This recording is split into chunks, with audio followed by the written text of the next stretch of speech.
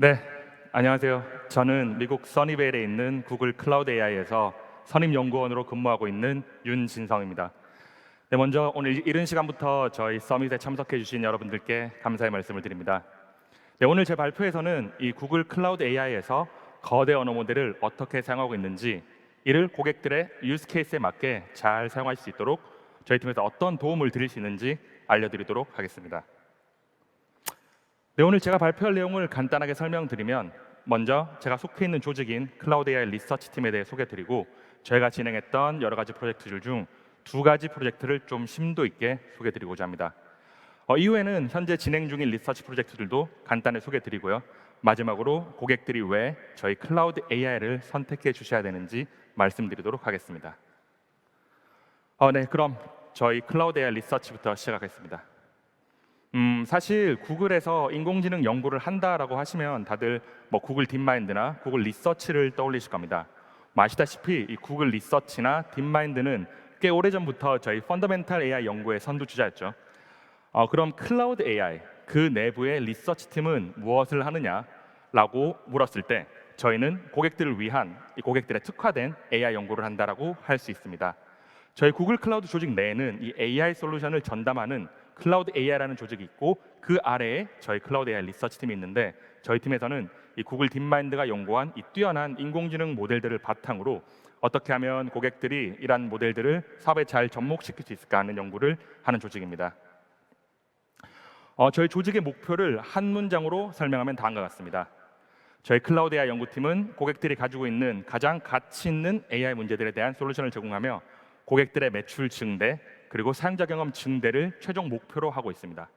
자, 저희는 이러한 AI 솔루션들이 나아가서 저희 구글 클라우드의 TAI 차별점이 될 것이라고 확신하고 있습니다. 자, 그럼 제미나이는 저희 구글 클라우드 AI 연구팀을 어떻게 설명할지 살펴볼까요? 제가 이 팀 소속인데도 제가 봐도 정확하게 설명을 하고 있죠.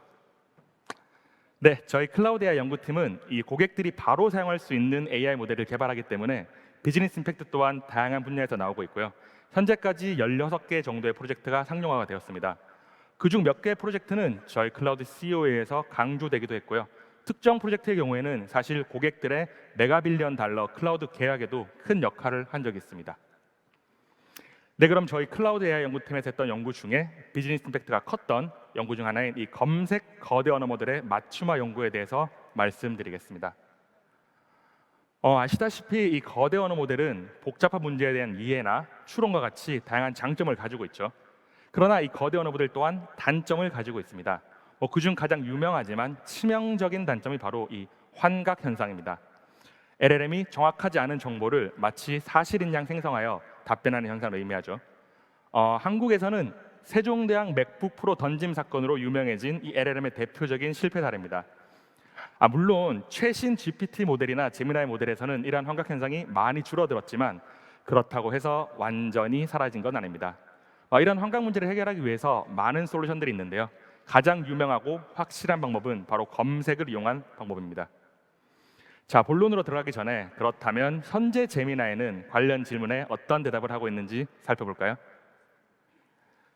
보시는 바와 같이 제미나이의 경우 현재 제미나이의 경우는 관련 질문에 대해 환각 현상이 아닌 정확한 답변을 생성하는 것을 볼 수 있죠. 물론 제가 여기서 제미나이는 환각 현상이 전혀 없어라고 주장하는 것은 아니지만 현재 모델들은 이러한 현상이 많이 줄어들었음을 알 수 있고, 이 이유는 검색 기반 생성을 가능하기 때문입니다. 네, 또 제미나이가 아주 최신 정보에 관한 질문에도 답변을 할 수 있는지 알아볼까요? 자, 먼저 아직 열리지 않은 이 파리 올림픽에 대해서 물어봤습니다. 제가 질문을 조금 꼬아놨는데요. 그래도 정확하게 답변을 하고 있죠. 그리고 최근에 구글에서 발표한 이 제미나이 플래시에 대한 질문에 대해서도 정확한 답변을 생성하는 것을 알 수 있습니다. 이렇게 최신 정보에 관한 질문에도 답변을 할 수 있으려면 이 검색 기반 답변 생성 기술이 굉장히 중요합니다. 자, 이처럼 검색은 이 생성형 AI에서 아주 중요한 위치에 있습니다. 그리고 많은 클라우드 고객께서 직접적으로 사용하고 있기도 하죠. 클라우드 고객들은 답변의 정확도 향상이나 고객들이 가지고 있는 자료에 기반해서만 답변을 생성하기 위해서 저희 클라우드 AI의 검색 엔진을 많이 사용하고 있습니다.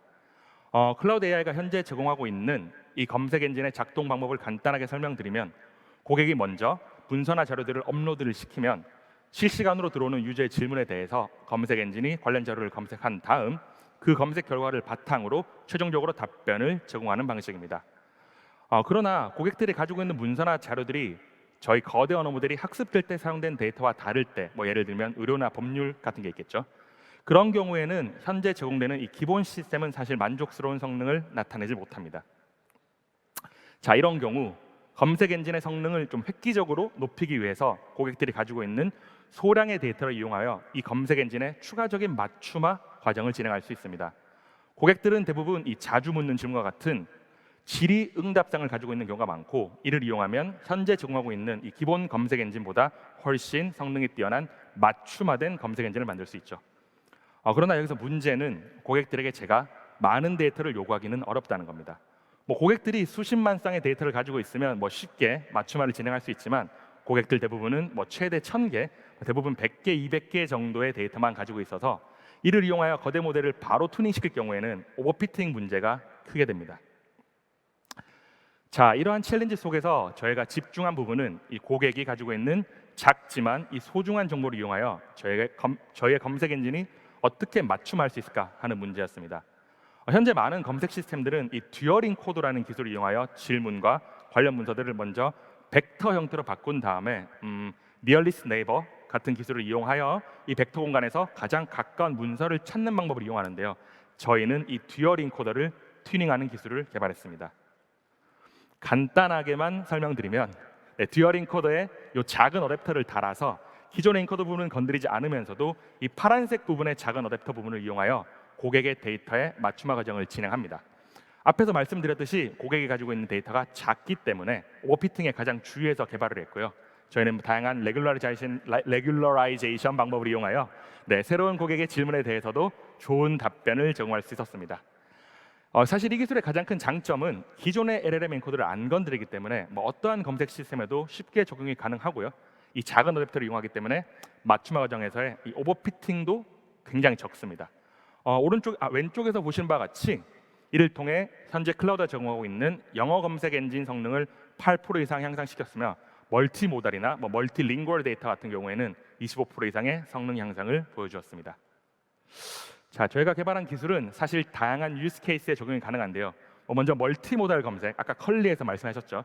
그런 경우에도 사용할 수 있습니다. 텍스트를 이용한 이미지 검색이나 이미지를 이용한 텍스트 검색, 반대도 사용할 수가 있는데요.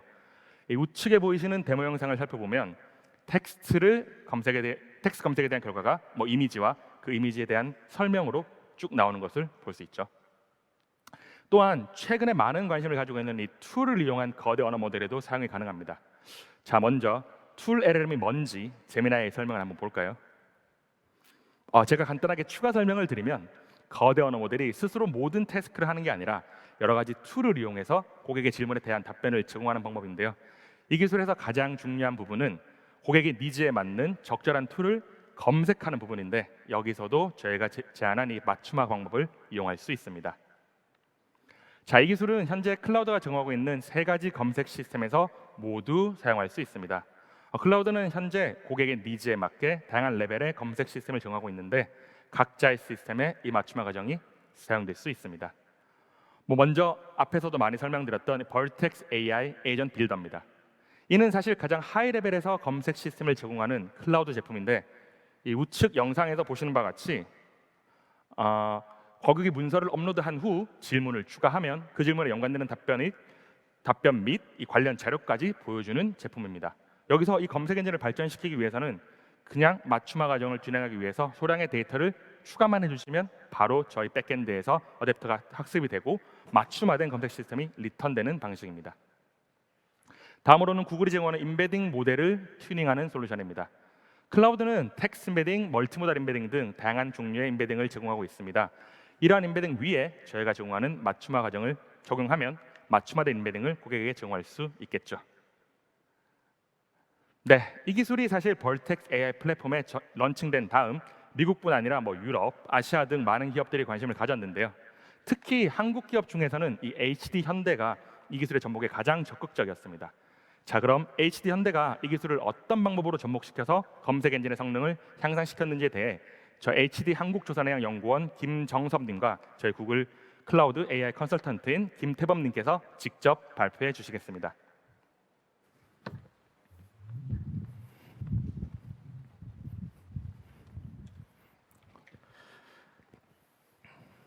네, 안녕하세요. 네, 감사합니다. 네, 구글 클라우드 AI 컨설턴트 김태범입니다. 네, 안녕하세요. HD 한국조선해양의 AIC 김정섭 연구원입니다. 이렇게 함께 태범님과 여러분들께 인사를 드리니까 감회가 새로운 것 같습니다. 네, 맞습니다. 저희가 함께했던 프로젝트를 클라우드 서밋에서 좀 공유드리게 되어 굉장히 기쁜데요. 그럼 이어서 발표 진행 부탁드리겠습니다. 네, 알겠습니다. 저희 HD현대는 조선, 건설장비, 에너지 등 주력 사업 분야를 갖고 있습니다. 최근에는 생산성 향상, 고객 서비스 품질 제고, 제품 경쟁력 강화를 키워드로 해서 구글 클라우드와 협업해 다양한 문제를 AI로 풀어내고자 노력하고 있습니다. 오늘은 옆에 계신 태범님과 함께 진행했던 생성 AI 챗봇을 콜센터에 적용한 사례를 공유드리고자 합니다. 네, 실제로 지금 챗봇이 현재 오픈이 되어서 상담원분들이 사용하고 계시다고 들었습니다. 네, 맞습니다. 현재 오픈이 되어서 사용 중이십니다. 지금 장표에 간략하게 구조도가 있는데요. 현재 고객의 전화를 받게 되면 장표의 그림과 같이 두 가지 태스크가 동시에 수행이 되게 됩니다. 먼저 상담 내용이 실시간 STT를 거쳐 변화된 텍스트와 그 요약 내용이 DB에 저장이 되게 되고요. 동시에 상담 직원은 고객의 질문에 답변하기 위해 필요한 정보를 챗봇에서 탐색하게 됩니다. 저희는 챗봇이 고객의 은어와 같은 현장 표현 그대로를 이해할 수 있도록 하기 위해서 도메인 어댑테이션을 수행하게 되었는데요. 네, 그때 좀 기억이 납니다. 가장 빈번하게 발생했던 질문이 요소수 태우는 방법이었던 것으로 기억을 합니다. 네, 맞습니다.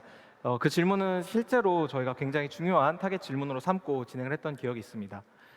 이러한 질문은 굉장히 고객으로부터 자주 인입이 되는 질문이긴 하지만 실제로는 상담 직원분들이 참고하시는 장비 매뉴얼 문서에는 없는 내용입니다. 대신에 DPF 수동 재생 방법과 같은 공식적인 표현으로만 존재하게 됩니다.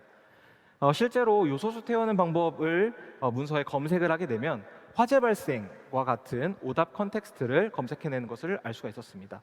아마도 태워요라는 단어 때문에 화재를 검색해내는 것으로 보입니다. 따라서 저희는 텍스트 임베딩 모델을 튜닝을 해서 저희 보시는 그림과 같이 DPF 수동 재생 방법이라는 정답 컨텍스트가 검색이 될 수 있도록 하고자 했었습니다. 그래서 저희는 튜닝을 진행을 했었고, 튜닝은 버텍스 AI의 파이프라인을 활용해서 진행을 했습니다. 그리고 모델은 구글의 게코 멀티링구얼 모델로 진행을 했습니다. 네, 추가로 좀 튜닝을 위한 데이터셋을 충분하게 확보하기 위해서 저희가 수도 레이블링 방법론을 적용했던 것으로 기억을 하는데요.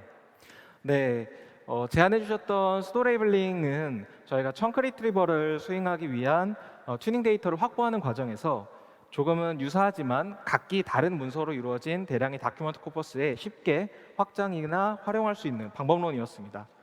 저희는 수도 레이블링 덕분에 300여 개의 쿼리셋에서 시작해서 10여 개, 100여 개의 다큐먼트 코퍼스로 확장해서 레이블링을 손쉽게 진행할 수 있었습니다. 이렇게 확보한 데이터로 튜닝을 한 결과 보이시는 오른쪽과 같은 높은 성능 향상을 확인을 했었습니다. 하지만 실험 결과 저희는 향후에 더욱 큰 코퍼스를 대상으로 높은 성능을 유지하기 위해선 더 많은 파지티브 샘플이 필요하다는 결론을 내렸고, 따라서 이 부분을 보완하고자 MLOps 파이프라인을 구축해서 사용자 피드백을 모델 학습에 연동하는 루프를 구축해 두었습니다. 현재는 저희가 활용했던 수도 레이블링에 대한 연구를 더욱 진행 중이고, 그 과정에서 확보한 레이블 청크를 프롬프팅에 활용해 도메인 어댑테이션을 마저 수행하고 있습니다.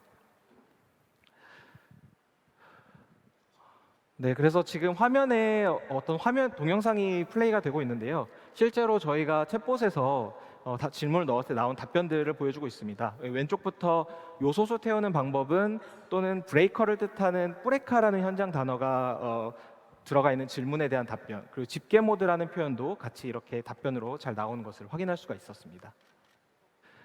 그럼 이어서 저희가 앞서 설명드렸던 임베딩 튜닝에 대한 내용을 혹시 태범님께서 조금 더 자세히 설명을 해주실 수 있으실까요? 네, 그럼 이어서 데모 영상을 보면서 한번 설명을 드리겠습니다. 네, 요소수 태우는 법이라고 질문을 했을 때 이 구글에서 제공하는 기본 임베딩 모델과 튜닝된 임베딩 모델이 이 유사도가 높은 순서로 문서를 탐색해 오는 것을 볼 수가 있는데요. 베이스 인베딩 모델은 소화기, 조명과 같은 내용을 포함한 문서를 찾아오는 반면에 튜닝된 모델은 사용자의 의도대로 DPF 수동 재생 방법과 같은 내용을 찾아오는 것을 볼 수가 있습니다. 네. 아무래도 아까 잠깐 저희가 짚었던 것처럼 베이스 모델에서는 태워요라는 표현 때문에 소화기에 대한 표현이 나온 것 같습니다. 네, 아무래도 이 태우다라는 단어가 소화기, 조명 등의 단어와 비슷한 인베딩 공간에 위치해 있어서 그런 것으로 보이고요. 이러한 인베딩 튜닝은 구글에서 제공하는 파이프라인을 통해 손쉽게 돌려보실 수가 있습니다. 보시는 것처럼 이제 튜닝을 위한 데이터를 사전에 클라우드 스토리지에 저장만 해주시면 되고요. 네, 이후에 배치 사이즈 그리고 이터레이션과 같은 파라미터를 설정하신 뒤에 내가 어떤 모델을 튜닝할지 지정을 하시고 사전에 구글에서 만들어둔 템플릿을 이용하시면 쉽게 튜닝 파이프라인을 구성하실 수가 있습니다. 네, 보시는 것처럼 이제 템플릿을 로드하고 단 몇 줄의 코드만으로 이제 쉽게 사전에 만들어진 파이프라인을 로드하는 것을 보시고 계십니다. 네, 그럼 인베딩 튜닝에 대한 사례 소개는 여기까지 하고요. 이어서 진성님께서 LLM 디스틸레이션에 대해 소개를 해주시겠습니다. 감사합니다.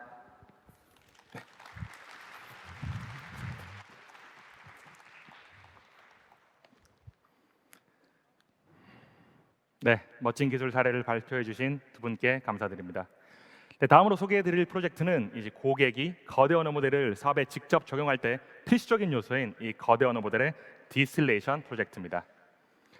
사실 거대 언어 모델의 장점은 모델이 커지면 커질수록 커집니다. 그래서 저희는 거대 언어 모델이라고 부르죠. 그러나 고객들의 입장에서는 모델이 커지면 커질수록 그에 따른 높은 추론 비용과 높은 레이턴시에 의해서 실용성이 좀 더 떨어진다고 볼 수도 있습니다. 우측 그래프에서 보시는 바와 같이 이 모델이 커지면 커질수록 1초에 처리할 수 있는 토큰 개수가 현저히 줄어드는 것을 알 수 있고요. 이러면 빠른 응답을 필요로 하는 고객들에게는 사실 치명적이죠. 사실 고객이 LLM을 이용해서 하는 목적에 이렇게까지 큰 모델이 필요하지 않을 수도 있습니다. 네, 구글의 제미나이 또한 사실 다양한 사이즈의 언어 모델을 제공하여 고객의 니즈를 맞추고 있습니다. 자, 이러한 다양한 크기의 모델을 만들기 위해서는 거대 언어 모델의 증류가 필수적인데요. 자, 먼저 제미나이에게 증류가 뭔지 물어봤습니다. 네, 설명이 깔끔하죠. 그러면 최근에 공개된 효율적인 제미나이 모델인 제미나이 1.5 플래시 제품에 이 디스틸레이션이 들어갔는지도 물어봤는데요. 관련 자료 검색을 기반으로 제미나이 1.5 플래시에도 증류 기술이 들어갔다고 하네요.